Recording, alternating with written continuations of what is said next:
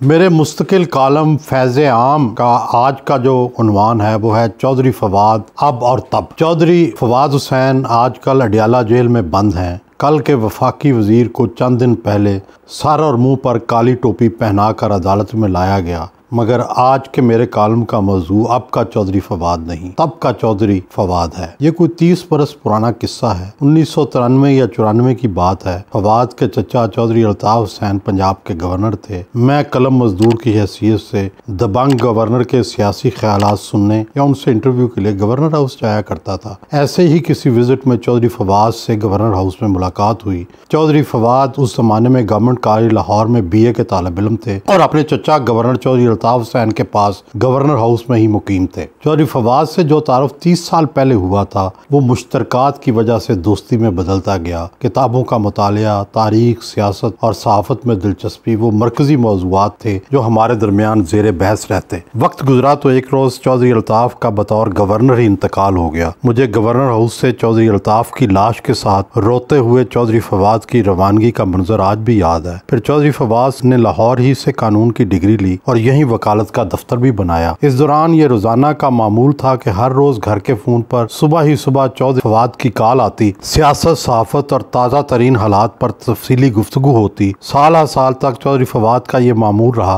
फिर जो भी किताब पढ़ता उसके बारे में मुझे जरूर बताता। मैंने भी तारीख, सियासत और मुआशरे के हवाले से फवाद को कई कुतुब से मुतारफ कराया। वक्त के साथ साथ यह रिश्ता मजबूत होता रहा। चौधरी फवाद और उसके दो पार्टनर दोस्तों राजा आमिर खान और मलिक मोहम्मद अहमद खान, जो आजकल नून लीग के अहम रहनुमा हैं, ने वकालत का दफ्तर खोला ही था कि चौधरी फवाद के चचा चौधरी इफ्तिखार हुसैन लाहौर के चीफ जस्टिस बन गए। फवाद मेहनती था मगर उस वक्त बहुत जूनियर था। हमारे रिवाज के मुताबिक चचा के चीफ जस्टिस बनते ही उसकी वकालत चमक उठी। उससे थोड़ा अरसा पहले चौधरी फवाद अमली सियासत में भी कूद चुके थे। मुझे वो दिन भी याद है जब पीपल्स पार्टी पंजाब के राव सिकंदर इकबाल से चौधरी फवाद की मुलाकात में उसे शोबा इतलात का ओहदा दिया गया था। वक्त गुजरता गया, जनरल मुशर्रफ का मार्शल लॉ आया, मुस्लिम लीग काफ की दाग बेल पड़ी तो जेलम का ये जाट खानदान चौधरी अल्ताफ के साहबजादे फर्रुख अल्ताफ की सरबराही में काफ लीग में चला गया। चौधरी फर्रुख अल्ताफ गुजरात के चौधरियों के करीब थे। ऊपर से चचा Iftikhar Chaudhry chief justice Lahore high court थे। ऐसे में चौधरी फर्रुख जिला जेलम के नाज़िम और चौधरी फवाद के मामू चौधरी शहबाज हुसैन वफाकी वजीर बन गए। चौधरी फवाद का उस जमाने में सियासी किरदार बहुत महदूद था, अलबत्ता उनका सारा जोर वकालत पर था। ताहम जनरल मुशर्रफ के खिलाफ अदलिया की तहरीक चली तो उस वक्त चौधरी फवाद जनरल मुशर्रफ के करीब हो गए और फिर बाद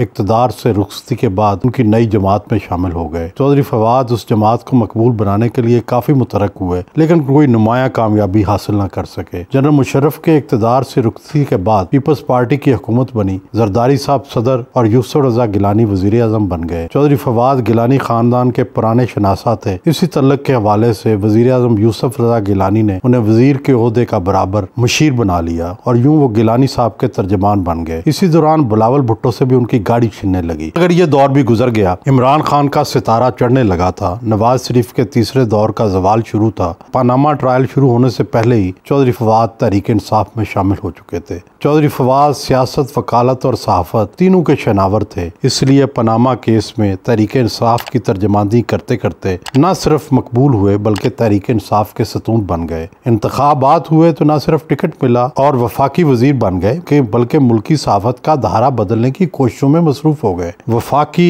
वजीर इत्तलात की हैसियत से उनकी पॉलिसियों का मैं शदीद नाकद रहा और उन्हें यह कहता रहा कि आप जनरल बाजवा, जनरल आसिफ बाजवा और जनरल आसिफ गफूर के मीडिया मुखालिफ एजेंडे को आगे बढ़ा रहे हैं। ताहम चौधरी फवाद ये मानने को तैयार न थे और हर रोज ये बयान दाग देते कि मीडिया का बिजनेस मॉडल ठीक नहीं है। जनरल बाजवा कहते थे कि एंकर्स की तनख्वाहें हमसे भी ज्यादा हैं। सोच ये थी कि मीडिया की माली आमदनी रोककर इसको अपने तरीके से चलाया जाए। इसी दौरान कई उतार चढ़ाव आते रहे। चौधरी फवाद, जनरल बाजवा और मुक्तदरा के हमेशा करीब रहे। इसी बिना पर वजीर आजम इमरान खान न सिर्फ उन्हें टोकते थे बल्कि उन्हें फौज का आदमी कहकर मजाक भी उड़ाया करते थे। जनरल बाजवा ने न सिर्फ चौधरी फवाद को वफाकी वजीर दाखिला बनाने की सिफारिश की बल्कि जब उस्मान बाजार को हटाने की बातें हो रही थी तो उस वक्त की मुक्तदरा ने अब्दुल अलीम खान के अलावा जिन नामों को फेवरेट करार दिया था उनमें चौधरी फवाद का नाम भी शामिल था। तहरीक तहरीक इंसाफ के इक़्तिदार से निकलने के बाद अपने लीडर इमरान खान की तरह चौधरी फवाद भी तवाज़ुन खो बैठे थे। उन्हें पाकिस्तानी मुक़्तदरा की ताकत भूल चुकी थी और उनका ख्याल था कि अवाम का समुंदर मुक़्तदरा समेत सबको बहा कर ले जाएगा। इस जज्बाती सोच के बावजूद चौधरी फवाद फौज से लड़ने के हक में नहीं था, इसलिए 9 मई की मनसूबा बंदी करने वाली टीम में उसे शामिल ही नहीं किया गया था। मांगने के बावजूद उसे सूबाई असम्बली का टिकट भी नहीं दिया गया था। 9 मई जहां इमरान खान की मकबूल सियासत को बहा ले गया, वहां चौधरी फवाद के सियासी कैरियर के लिए भी सवालिया निशान बन गया। चौधरी फवाद को